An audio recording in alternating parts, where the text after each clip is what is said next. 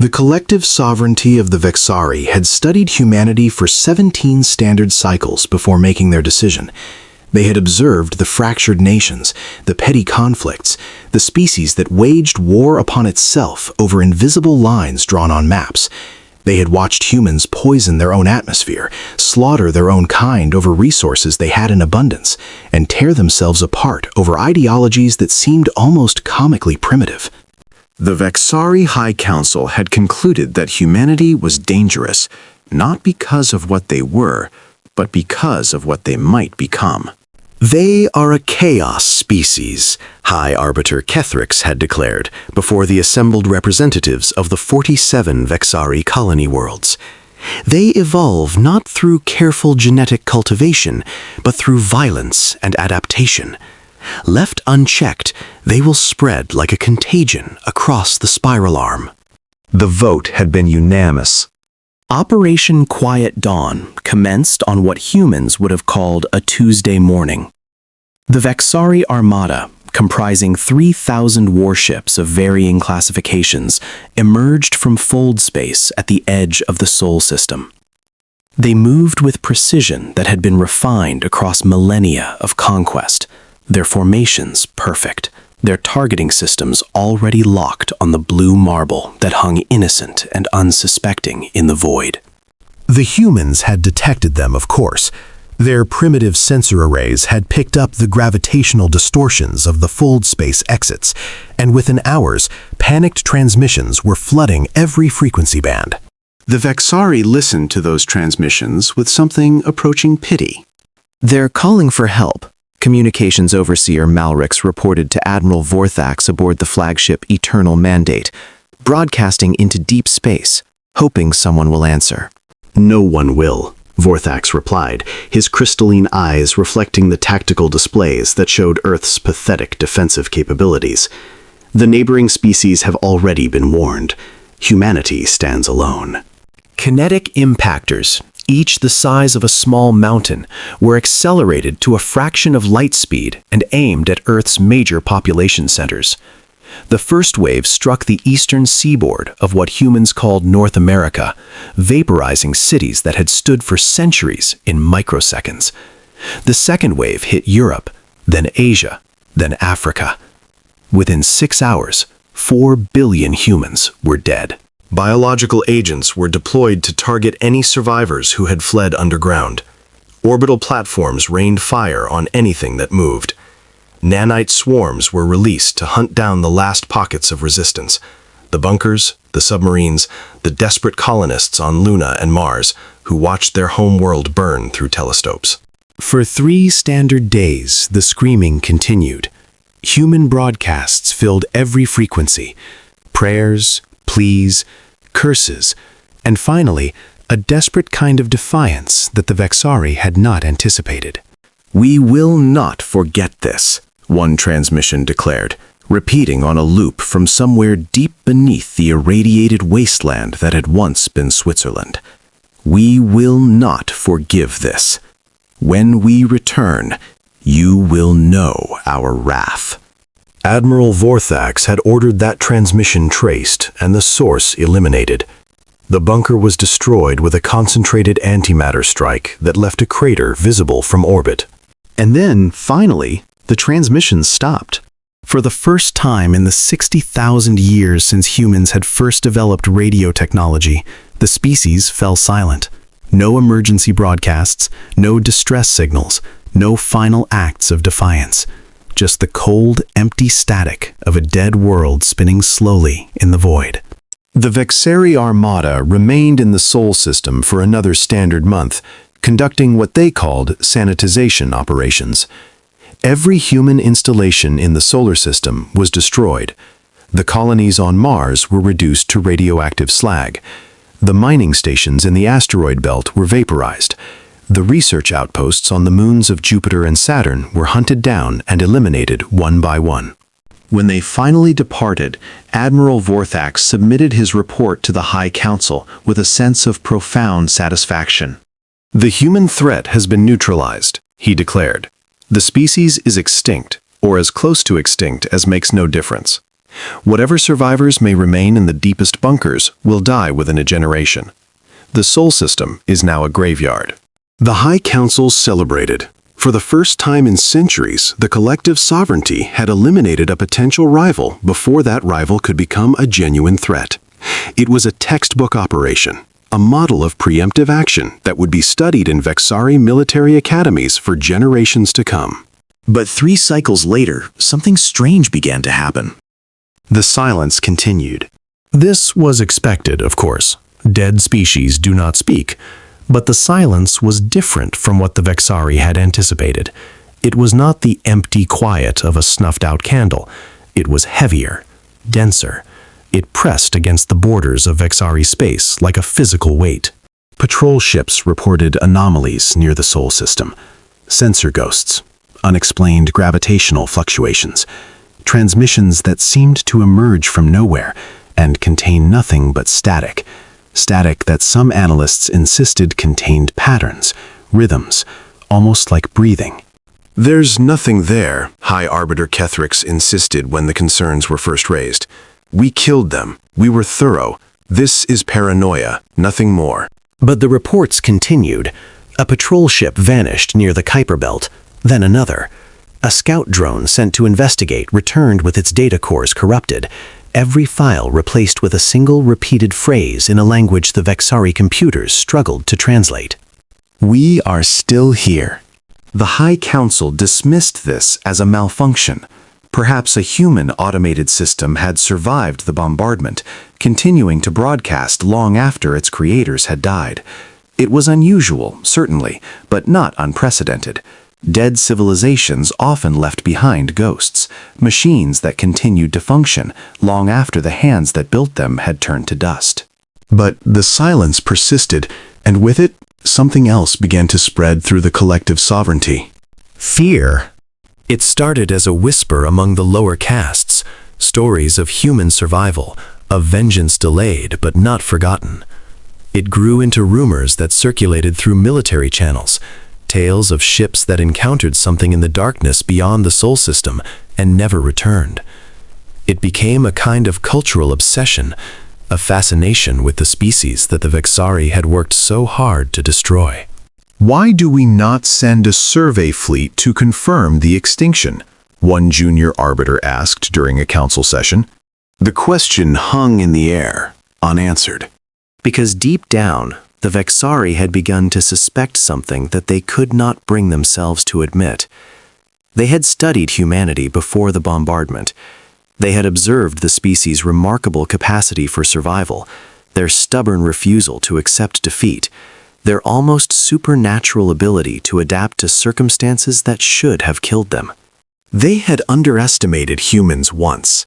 They had assumed that a species so fractured, so self-destructive, could not possibly pose a threat to the unified might of the collective sovereignty. They had been wrong. And now, as the silence stretched on, 1 cycle, then 5, then 10, the Vexari began to wonder if they had made a mistake far greater than they could have imagined. Because humanity was not dead. Humanity was waiting. Part 2. The Long Dark. Deep beneath the frozen crust of Europa, in a facility that had never appeared on any human database, the last survivors of Earth gathered in the darkness and planned their return. There were 7,000 of them when the bombardment began. By the time the Vexari departed, there were just under 4,000. Disease, radiation, and the sheer psychological weight of extinction had claimed the rest. But those who remained were not ordinary humans. They were the contingency. Project Lazarus had been conceived in the aftermath of humanity's first contact with alien life, a contact that most of Earth's population never knew had occurred. A Vexari scout ship had been captured in 2057, its crew interrogated, its databases plundered. What humanity learned from that ship had changed everything. They learned that the galaxy was not empty. They learned that other species had risen, flourished, and been snuffed out by civilizations that viewed expansion as a zero-sum game. They learned that the Vexari had destroyed 17 intelligent species in the past 10,000 cycles alone, and that humanity had already been marked for observation. The governments of Earth had concealed this knowledge from their populations. There was no need to spread panic over a threat that might never materialize, but in secret they had begun preparing for the worst. Project Lazarus was the result. Hidden facilities were constructed on the moons of Jupiter and Saturn, designed to be invisible to any sensor technology the captured ship had possessed. Within these facilities, humanity's greatest minds worked to preserve the species against an extinction-level event. Genetic archives were compiled, cultural databases were assembled, and most importantly, a new kind of human was created. They called them the Ascended. Through genetic modification, cybernetic augmentation, and technologies reverse-engineered from the captured Vexari ship, the Ascended were designed to survive anything. Their bodies could withstand vacuum, radiation, and temperatures that would kill an ordinary human in seconds. Their minds were enhanced to process information at speeds that made the most advanced artificial intelligence seem primitive. Their lifespans were measured not in decades, but in centuries. And most importantly, they were patient. Director Elena Vasquez had been one of the first ascended, her consciousness transferred into a body that no longer needed food, water, or sleep. She had been 37 years old when the process was completed. She would have looked the same at 370. Now, standing in the central chamber of the Europa facility, surrounded by the survivors of humanity's darkest hour, she addressed the assembled crowd with a voice that carried no emotion, not because she felt nothing, but because emotion was a luxury she could no longer afford. "The Vexari believe we are extinct," she said. "They have returned to their territories, confident that the human threat has been eliminated. They are already celebrating their victory, already teaching their young that the chaotic species of Sol has been removed from the galactic equation." She paused, allowing the silence to fill the chamber. They are wrong. The survivors listened with expressions that ranged from grief to rage to something that might have been hope. Many of them had lost everything in the bombardment: families, friends, entire worlds that had been their homes. They had spent the past 10 cycles in the darkness of Europa, mourning what was lost, while Elena and the other Ascended worked in silence. For 10 cycles, we have maintained radio silence, Elena continued. We have allowed the Vexari to believe that their operation was successful. We have hidden in the deepest places of our solar system, invisible and undetectable, while we prepared for what comes next. She gestured, and the chamber's display systems flickered to life, showing images that made several of the survivors gasp. Ships, hundreds of them. Vessels unlike anything humanity had possessed before the bombardment. Their designs incorporating Vexari technology, human innovation, and something else. Something that had emerged from the Ascended's enhanced minds during the long, dark years. "We have not been idle," Elena said. "While the Vexari celebrated, we built, we learned, we evolved." She let the images cycle through the display. Shipyards hidden in the ice of Europa, factories buried beneath the surface of Titan, research facilities carved into the hearts of asteroids that the Vexari bombardment had overlooked. We are ready. One of the survivors, a man named Marcus Chen, who had been a military strategist before the fall, raised his hand. Director, the Vexari destroyed Earth. They killed 8 billion people. They have an empire spanning 47 worlds. How can we possibly fight them? Elena's expression did not change, but something flickered in her enhanced eyes, something that might have been satisfaction. We don't fight them, Marcus. Not directly. Not yet. She brought up a new display, showing a map of the galaxy with the Vexari collective sovereignty highlighted in angry red. The Vexari have ruled through fear for millennia. They destroy potential rivals before those rivals can threaten them. But they have made enemies, so many enemies. The display populated with additional markers, Yellow, green, blue, representing other civilizations, other species that had suffered under Vexari expansion. The Drethics, whose homeworld was bombarded into a cinder 5,000 cycles ago, they survive, scattered across a dozen hidden colonies, nursing their hatred in silence. The Fellerith Compact, whose territory was annexed 40 cycles past, their population subjugated but not eliminated. The crystalline consciousness of the Helix Nebula, who have observed the Vexari with growing concern for centuries. Elena smiled, and it was a terrible thing to see. We have been speaking to them, not through radio, that would have been detected, but through means the Vexari cannot monitor, through couriers who travel beneath the fold space frequencies, through dead drops hidden in the hearts of dying stars, through a network that has taken us 10 cycles to build. She let the implications settle over the crowd. We are not alone anymore. And when we speak again, when humanity's voice finally breaks the silence, it will not be a single cry in the darkness. It will be a chorus. Marcus stared at the display, his strategic mind already racing through the implications. You're talking about a coordinated assault. Every enemy the Vexari have ever made striking at the same time. More than that, Elena replied. I'm talking about ending them, completely, permanently, the way they tried to end us. The chamber fell silent. Several of the survivors looked uncomfortable with the implications, the cold, calculating promise of genocide reflected back at them.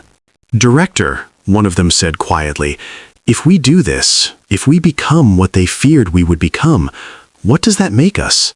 Elena turned to face the speaker, her enhanced eyes meeting his ordinary ones with an intensity that made him flinch. It makes us survivors, she said. It makes us the ones who decide how this story ends. And it makes us, finally, irrevocably, the species that the galaxy will never again try to extinguish. She turned back to the display. The Vexari feared human silence because they knew what it meant. They knew that when a species like ours goes quiet, it is not because we have accepted defeat. It is because we are preparing, learning, growing. She touched a control and the display shifted to show a countdown timer. In 17 standard days, that countdown will reach 0. On that day, humanity will speak again. And when we do, the collective sovereignty of the Vexari will learn what fear truly means. Part 3. The Voice in the Void. High Arbiter Kethrix was in the midst of his midday meditation when the first reports arrived. It had been 12 cycles since Operation Quiet Dawn, and the Vexari leadership had settled into comfortable complacency. The human threat was a distant vuri, a cautionary tale taught in academies about the importance of preemptive action. The collective sovereignty had expanded into 2 new sectors, subjugating primitive species and harvesting resources with the efficiency that had made them the dominant power in the spiral arm. Kethrix had personally overseen the establishment of a memorial on what had once been Earth's moon, a grand crystalline structure celebrating the Vexari victory over chaos. It was visited by thousands of pilgrims each cycle, a reminder of the sovereignty's power and wisdom. So when his aide interrupted his meditation with news of an anomaly in the outer territories, Kethrix felt more annoyance than concern. What is it now? He demanded. The aide's crest flickered with agitation, a sign of extreme distress that made Kethrix pause. High Arbiter, we've received a transmission from the 7th Fleet. They were conducting routine patrol operations near the Palaxis system when they encountered something. Something? Kethrix rose from his meditation platform. Be specific. The aide activated a display, and the room filled with static-laced audio. Under attack. Repeat, the 7th Fleet is under attack. Unknown vessels. Configuration matches nothing in our databases. They came out of nowhere, High Arbiter. The transmission dissolved into screaming and explosions before cutting to silence. Kethrix felt his crystalline hearts accelerate. How many ships in the 7th Fleet? 83, High Arbiter. including 2 dreadnoughts. And they were overwhelmed? Based on the duration of the transmission, the engagement lasted less than 4 standard minutes. Kethrick stared at the display, his mind racing through possibilities. Pirates? No pirate fleet could challenge 2 dreadnoughts. A rival power? The neighboring civilizations had been cowed into compliance generations ago. An unknown species? Possible, but the galaxy had been thoroughly mapped, and there were no significant powers in the Palaxis region. "Show me the Palaxis system," he commanded. The display shifted to show a tactical map. The Palaxis system was located at the spinward edge of Vexari territory, 3 standard jumps from the core worlds. It was a minor system, notable only for a few mining operations and a refueling station. But as Kethrick studied the map, he noticed something that made his blood run cold. Palaxis was also the closest Vexari system to the Sol system. High Arbiter, the aide said, voice trembling. We're receiving additional reports. The 9th Fleet has gone silent. The 12th Fleet is reporting contact with hostile vessels. The Vrantox colony is broadcasting a distress signal. Kethrix activated his command authority and connected to the Sovereignty's strategic network. What he saw there made him stagger backward. Across the spinward quadrant of Vexari space, red icons were multiplying. Ships lost, colonies attacked, defensive platforms going dark one by one. And at the center of it all, spreading outward like ripples from a stone dropped in still water, was a single word that had been embedded in every hostile transmission, every jammed frequency, every subverted system. Humanity. No, Kethrix whispered. No, that's impossible. We killed them. We destroyed their world. The main display flickered, and then a new image appeared, a human face, female, with eyes that seemed to glow with an inner light. She was older than any human Kethrix had seen in the archived footage, but there was something ageless about her features, something that suggested she had survived far more than any organic being should have been able to endure. High Arbiter Kethrix, the woman said, her voice carrying across the Sovereignty's command network, broadcasting to every ship, every colony, every citizen who possessed a receiver. My name is Elena Vasquez, and I speak for humanity. Kethrix tried to cut the transmission, but his commands were ignored. The human had somehow hijacked the entire network, bypassing security protocols that should have been impenetrable. 12 cycles ago, you murdered our world, Elena continued. You killed 8 billion of our people. You destroyed our cities, our cultures, our history. You believed that you had eliminated humanity from the galaxy. Her expression did not change, but something in her voice shifted, a subtle modulation that made even Kethrix's crystalline spine shiver. You were wrong. The display shifted to show tactical data, impossible tactical data. Ships emerging from fold space in coordinated waves, fleets striking at multiple targets simultaneously, colonies falling one after another with a precision that should have been beyond any attacking force. For 12 cycles we have been silent, Elena said. We allowed you to believe that your genocide was successful. We hid in the darkness, watching, waiting, building, and while we waited, we made friends. The tactical display expanded, and Kethrix saw designations that made his hearts stop entirely. Drethix vessels, Felorith assault craft, ships bearing the crystalline signature of the Helix consciousness. Dozens of species, dozens of fleets, all moving in perfect coordination against Vexari targets. You have ruled this sector through fear for 10,000 cycles, Elena continued. You have destroyed 17 species, enslaved countless more, and convinced yourselves that you were invincible. But fear is a blade that cuts both ways, High Arbiter, and you have given every civilization in this region reason to fear you and to hate you. She leaned forward, and her enhanced eyes seemed to stare directly into Kethrix's soul. We gave them an alternative. We gave them hope. We gave them humanity. Kethrix finally found his voice. This is impossible. You don't have the numbers. You don't have the resources. We don't need numbers, Elena interrupted. We don't need resources. We need only one thing, High Arbiter. Something that you, in your arrogance, never understood. And what is that? Elena smiled, and it was the smile of a species that had crawled through the fires of extinction and emerged transformed. We need time, and you gave us 12 cycles of it. The transmission ended, and Kethrix stood in the sudden silence of his chambers, listening to the reports of disaster flowing in from every corner of the sovereignty. The humans had returned, and they had brought hell with them. Part 4. The Burning of Empires. The war lasted 3 standard cycles. In the annals of galactic history, it would be known by many names. The Vexari called it the Cataclysm. The Drethics called it the long-awaited reckoning. The Fellerith called it the Liberation. But humanity had a simpler name for it. They called it Justice.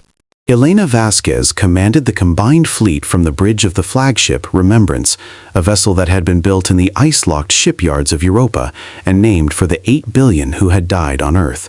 She rarely slept anymore. Her ascended physiology had long since transcended the need for rest, but she sometimes closed her eyes and remembered. She remembered the day the bombardment began. She remembered watching through long-range sensors as the Vexari kinetic impactors struck her homeworld, each impact visible as a brief flash of light that signified millions of deaths. She remembered the screaming on the emergency frequencies, the desperate prayers, the final defiant broadcasts that had been silenced one by one. She remembered the silence that followed. And now, standing on the bridge of a ship that represented humanity's resurrection, she watched as that silence finally came to an end.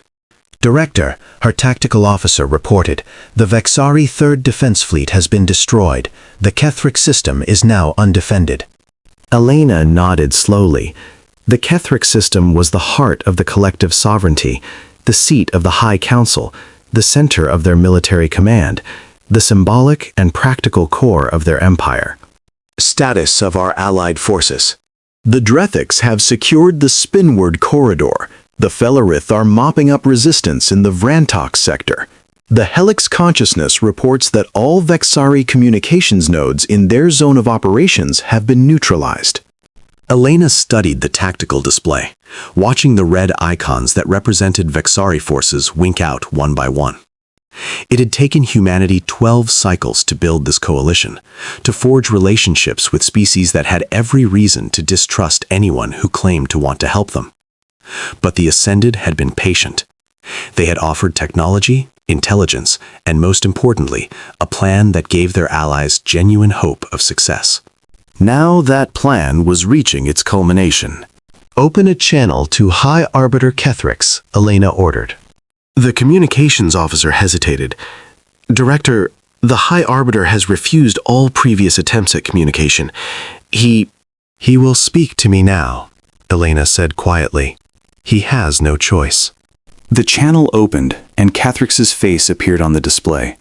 He had aged visibly since Elena had last seen him. His crystalline features dulled, his crest wilted with exhaustion and despair. Behind him, Elena could see the chaos of a command center in crisis, aides rushing back and forth with reports of fresh disasters.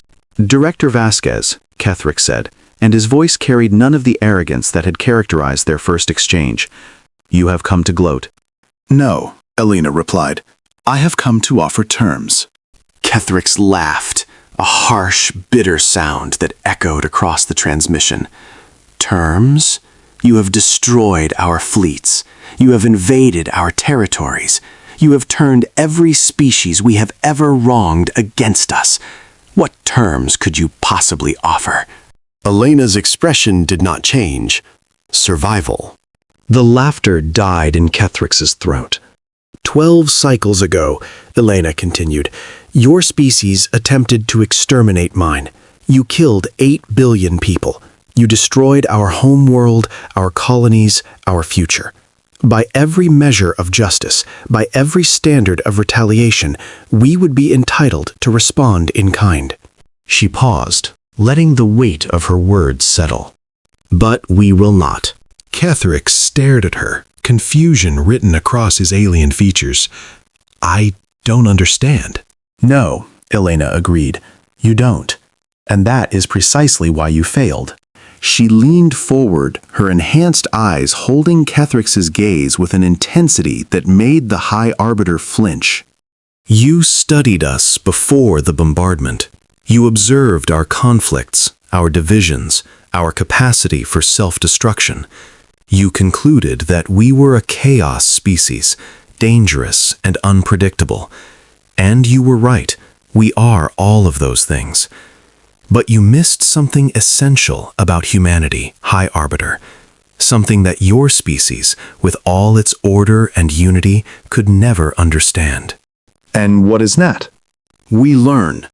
Elena gestured, and the display shifted to show images of Earth, not the scorched wasteland it had become, but the living world it had been.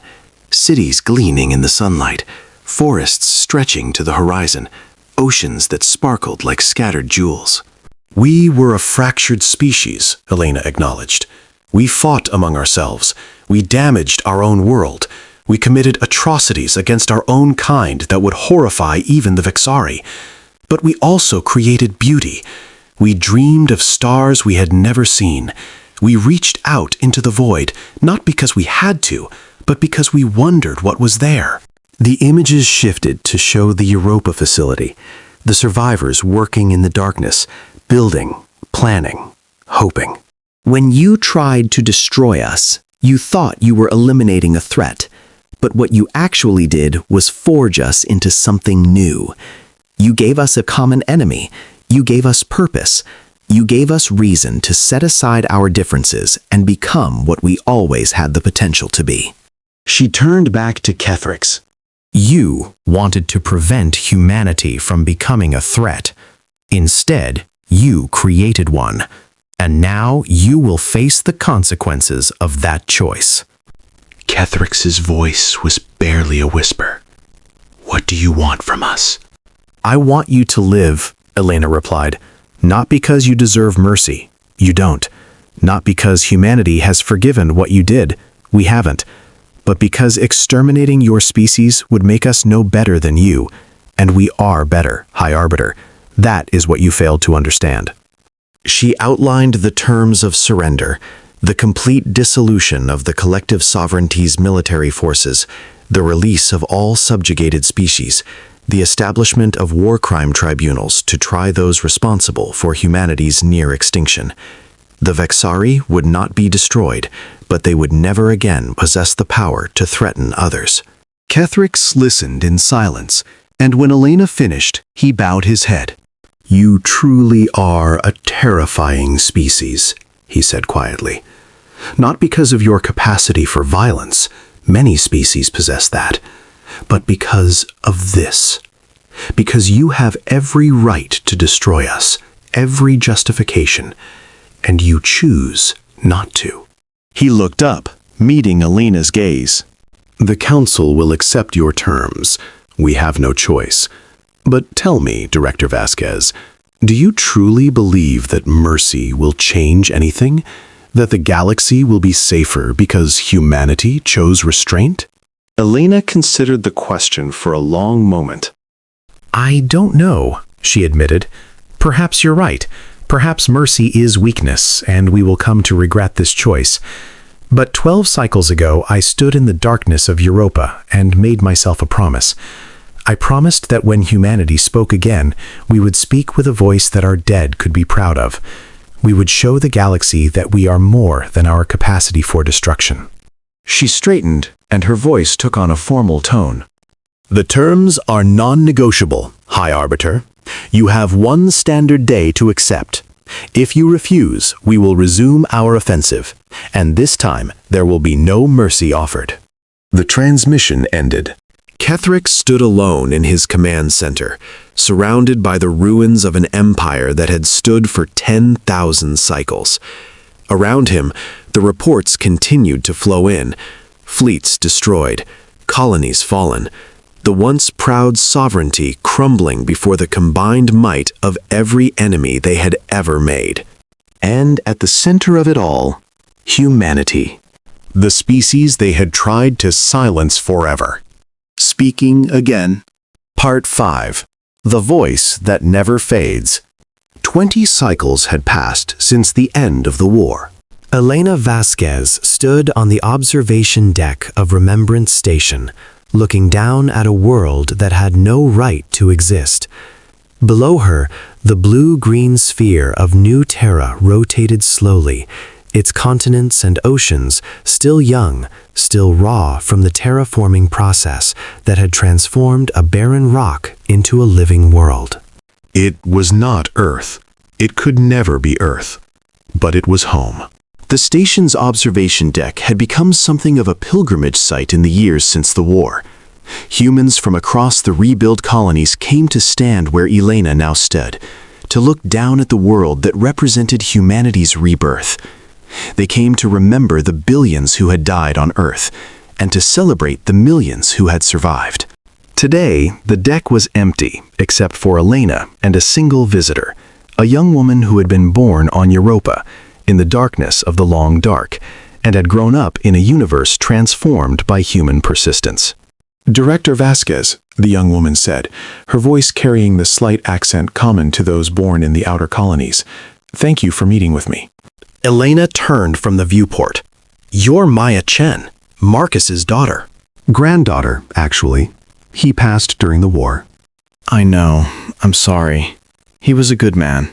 Maya nodded, accepting the condolence with the practiced grace of someone who had heard it many times. I'm here because I'm writing a historical account of the reconstruction. I wanted to interview you, if you're willing. Elena smiled slightly. I've given many interviews over the years. I'm not sure what I could add. I wanted to ask you about the silence. The smile faded. Elena turned back to the viewport, her reflection ghostly against the backdrop of stars. What about it? Everyone knows the facts, Maya said. 12 cycles of radio silence, the hidden facilities, the building of the coalition. But the historical records don't capture what it was like, what it meant to you, to all of you, to remain silent for so long. Elena was quiet for a long moment, watching New Terra rotate below. The silence was the hardest part, she finally said. Harder than the bombardment, harder than the years of preparation. Because every day of that silence, we had to listen to the Vexari celebrate. We had to hear them congratulating themselves on their victory, teaching their children that humanity had been a threat that they had successfully eliminated. She closed her eyes. There were times when I wanted nothing more than to broadcast a single message, just 3 words. We are here. To let them know that they had failed, that we were still fighting. But I couldn't. We couldn't. Because the moment we broke that silence, we would lose our greatest advantage. Surprise, Maya said. More than that. Mystery. The Vexari had studied us before the bombardment. They thought they understood us. But our silence made them doubt everything they believed they knew. It made them afraid of what might be hiding in that silence. And fear, properly cultivated, can be more powerful than any weapon. Elena opened her eyes and turned to face Maya directly. The silence was a choice. Every day, for 12 cycles, we chose not to speak. We chose to let the universe believe we were dead. We chose to become ghosts, haunting the edges of Vexari space, waiting for the moment when our voice would have the greatest impact. And when that moment came, Elena's expression softened, and for the first time, Maya saw something like peace in those ancient, enhanced eyes. When we finally spoke again, it wasn't with a cry of rage or a scream of vengeance. It was with a declaration of purpose. We told the galaxy who we were, what had been done to us, and what we intended to do about it. And in that moment, everything changed. She gestured at the viewport, at New Terra spinning below, at the stars that stretched beyond. The Vexari feared our silence because they sensed what it meant.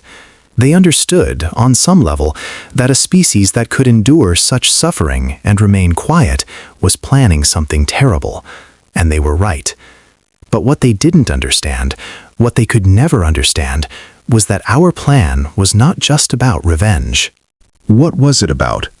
It was about proving that humanity deserved to exist, not just to survive, but to thrive, to show the galaxy that we were more than the fractured, self-destructive species the Vexari had observed, that when pushed to the absolute limit, when everything we loved had been taken from us, we were capable of rising above our worst instincts. Elena moved to a display panel and activated it, showing a map of the galaxy. 20 cycles after the war, the political landscape had been transformed. The collective sovereignty had been dissolved, its member worlds reorganized into a loose federation that worked alongside humanity's rebuilt colonies. Species that had been subjugated for millennia were now free, rebuilding their own civilizations with human assistance. "We could have destroyed them," Elena said quietly. "The Vexari and every species that had supported their empire. We had the power, we had the justification. And in the first days after we revealed ourselves, there were those among us who argued for exactly that." But you didn't. No, because that would have proven the Vexari right. They killed us because they feared what we might become. If we had responded by becoming exactly what they feared, their genocide would have been vindicated. Our silence would have meant nothing. She deactivated the display.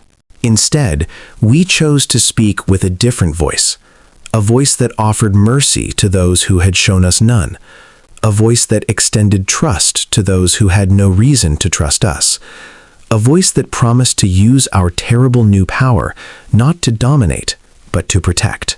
Maya was silent for a long moment, absorbing the weight of Elena's words. "The historical records say that the Vexari were surprised by the terms of surrender," she finally said, "that many of them expected humanity to respond with the same brutality they had shown us."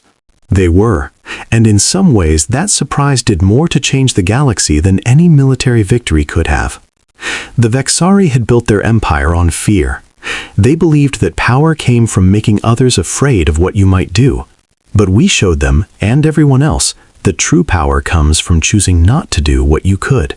Elena smiled, and this time the expression reached her eyes. That is humanity's legacy, Maya. Not our capacity for destruction, though we possess that in abundance. Not our survival against impossible odds, though we achieve that as well. But our ability to rise above the worst that was done to us and choose a better path.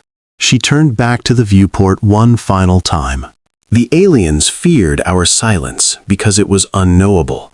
But when we spoke again, we chose our words carefully. We chose to speak of mercy, of cooperation, of a future where no species would ever again be marked for extinction. And in doing so, we proved that we deserved the second chance we had fought so hard to earn. Below them, New Terra continued its slow rotation, its young oceans catching the light of an alien sun. And across the galaxy, in 1,000 different languages, on 1,000 different worlds, humanity's voice continued to echo, not as a cry of conquest, but as a promise of hope. The aliens had feared human silence. But what came after was something far more powerful. It was the sound of a species that had learned from its suffering, the sound of a civilization that had been forged in fire and emerged not bitter, but determined to be better. It was the voice of humanity speaking at last, and the galaxy would never be the same. Epilogue: The Silence Remembered. 100 cycles after the war, on the anniversary of Operation Quiet Dawn, a memorial service was held on the ruins of Earth. The planet had been designated a protected site, forbidden from colonization or development. It remained as the Vexari had left it, a scorched wasteland, its atmosphere thin and poisonous, its surface pockmarked with craters where cities had once stood. But even in its devastation, it remained sacred. pilgrims came from across the galaxy to pay their respects. Humans, of course, but also Drethics, Felorith, representatives of the Helix consciousness, and dozens of other species who had fought alongside humanity in the war. Even some Vexari came, descendants of those who had opposed the genocide, or simply individuals who wished to pay tribute to those who had shown them mercy when none was deserved. Elena Vasquez was not present. She had died 20 cycles earlier, her body finally succumbing to age despite all the enhancements the ascended process had provided. But her voice lived on in recordings, in writings, in the countless testimonies she had given during her long life.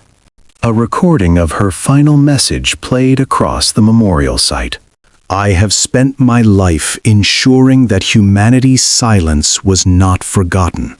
Not the silence that the Vexari imposed on us, but the silence that we chose. 12 cycles of waiting. 12 cycles of planning. 12 cycles of holding our breath while the universe believed we were dead. That silence was our greatest weapon.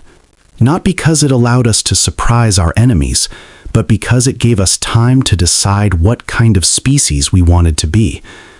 In the darkness of Europa, surrounded by the last survivors of our world, we asked ourselves a question. What is humanity for?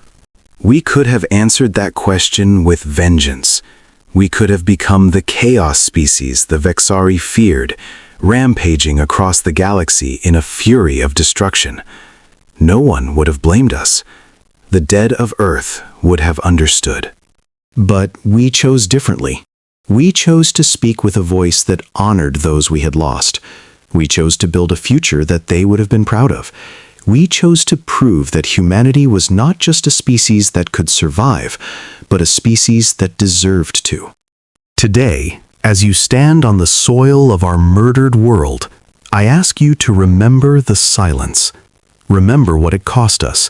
Remember what it taught us. And remember that the voice that followed was a choice. The most important choice our species ever made. The aliens feared our silence because it was empty of answers. But when we spoke again, we filled that emptiness with meaning. We told the galaxy who we truly were. Not monsters, not conquerors, not the chaotic threat the Vexari believed us to be. We were humans. We were survivors. And in the end, we were the species that chose mercy over vengeance, hope over despair, and love over hate. That is what our silence bought us. That is what our voice proclaimed. And that is the legacy we leave to those who come after. The recording ended, and the pilgrims stood in silence. Not the enforced silence of defeat, but the chosen silence of remembrance. They stood on the ashes of a murdered world and honored the billions who had died there. And then, as one, they raised their voices. It started as a single note, a human tone, pure and clear, rising from the ruined surface of Earth towards the stars. Then other voices joined, other species adding their own sounds to the melody. The Drethics contributed a deep harmonic resonance. The Felorith added clicking percussion. The Helix consciousness contributed a crystalline chime that seemed to shimmer in the thin air. The song had no words. It needed none. It was the voice of a galaxy that had been transformed by humanity's choice. A galaxy where species that had once warred now cooperated, where empires built on fear had given way to federations built on trust, where the memory of one planet's death had become a promise that no world would ever again suffer the same fate. The song rose from Earth's surface, carried by speakers and broadcasters across the solar system, across the galaxy, across the void that humans had once thought would swallow them forever. And somewhere in that song, the silence of those 12 long cycles was finally answered. Not with anger, not with vengeance, but with the one thing that humanity had always possessed, even in its darkest hours, a voice that refused to be silenced, a spirit that refused to be broken, and a determination to speak truth to a universe that had tried to silence them forever. The aliens had feared human silence. Now they knew why.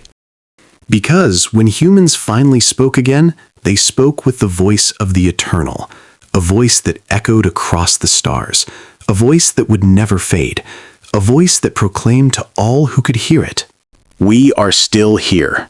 We are still human. And we will never be silent again." The end.